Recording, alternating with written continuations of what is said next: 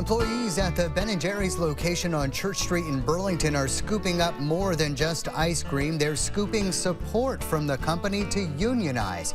Ben & Jerry's management signals support for the unionizing effort, signing the organizers' fair election principles. We got a call from my direct manager, and he told me that he had signed the fair elections principle. It was a really big deal that a company the size of Ben & Jerry's had signed this. They're the first ever to sign it at this scale. I just feel so much pride, definitely some relief that this is also now officially recognized. My roommate Tess worked across the street at a coffee shop called Black Cap.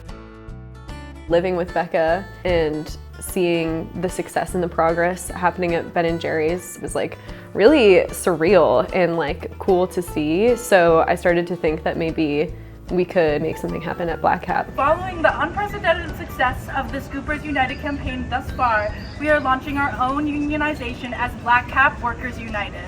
We are proud of and inspired by our neighbors here on Church Street and hope that our company will follow the example set by Ben & Jerry's when considering how to respond to our demands to be heard. Thank you very much. Some things we wanted done were safety training. It was really hard to take days off if you were sick. There were multiple price increases, which impacted pretty much all of our goods, and there were no corresponding pay increases. Some people drafted up a letter that was sent directly to Laura, and that's how we let her know that we were organizing. I expected from Black Cap, and maybe naively, the response that we received from our managers, and was shocked at the way that it was responded to. So Abby had sent me a text that basically said, Laura just came into the shop and she's really, really mad. I was working at the Waterbury location and she came in. I actually held the door open for her. I met her behind the counter and she starts coming at me and she's like, well, here comes the who oppresses you. Here comes the who oppresses you. And I was like, I don't think you oppress me.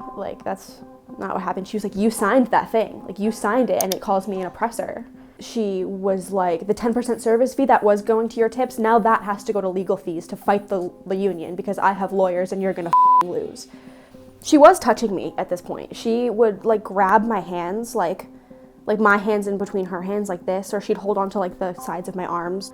And she went on to berate me for, I think it was 20 to 25 minutes. I couldn't really keep track of time. At some point, I kind of just went in on myself. She kind of dismissed me and I ran to the bathroom and I almost threw up. I was kind of hiding in a corner behind the toilet, trying to get as far away as I could from the door because I was scared that she was gonna come banging it down. That's how angry she was. If a customer talked to me like that, we would have asked the customer to leave the store. I have never been attacked by an adult like that before.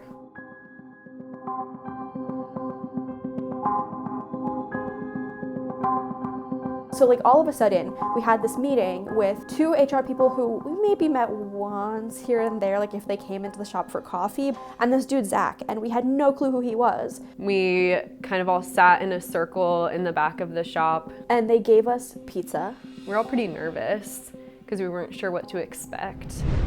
I'm an outside consultant that they brought in, Laura brought in, ultimately to answer any questions that any employee may have. It is harder to get out of a union than it is to get in a union.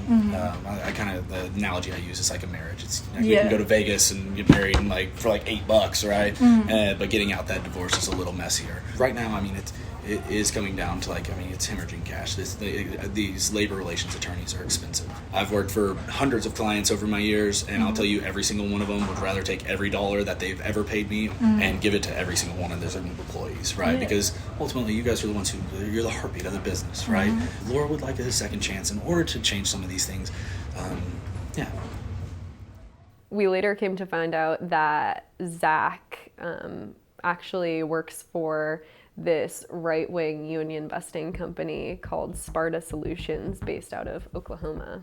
We were able to find records that indicate Zach's rate for past campaigns is around $3,000 a day. On the Sparta Solutions website, they have a list of opponents that they're committed to defending companies against. And this includes organized labor, political organizations, environmental groups, the media, governmental organizations, and computer hackers.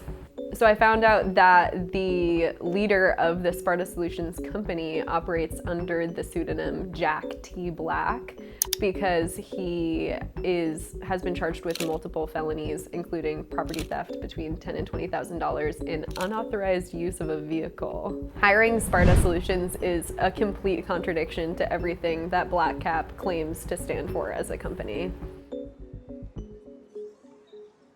So there was that initial set of meetings, and then there were more meetings that came closer to our election day. Kirsten said that Laura couldn't actually attend the meeting because she was so emotionally distraught. Laura asked me to step in and have a conversation with you in her place.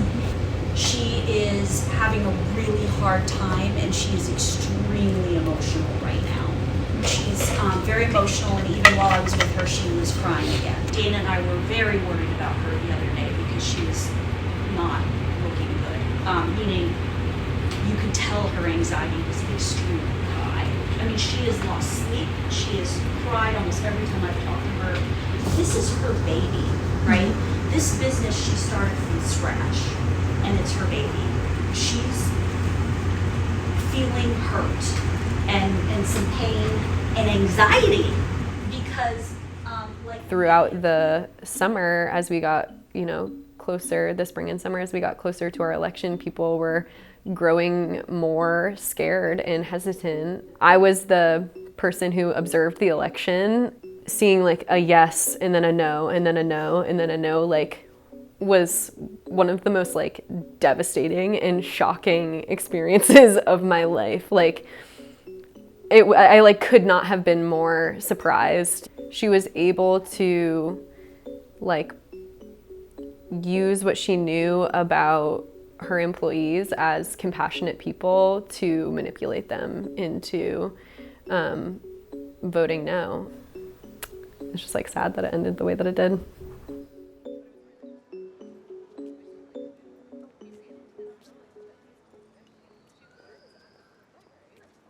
As someone who goes to Black Cap once or twice a week at least with my friends, that's something that I'm gonna have to consider, when making choices. Coming from someone who often went to Black Cap, hearing that now, I probably won't. That's worse than I expected, I will admit. It's very disappointing, and it would not encourage me to have coffee there. I want to know that they're getting treated right, and that I feel puts customers in a really uncomfortable situation. If that's how they do business, I don't think Black Cap has much of a lifespan here in Burlington.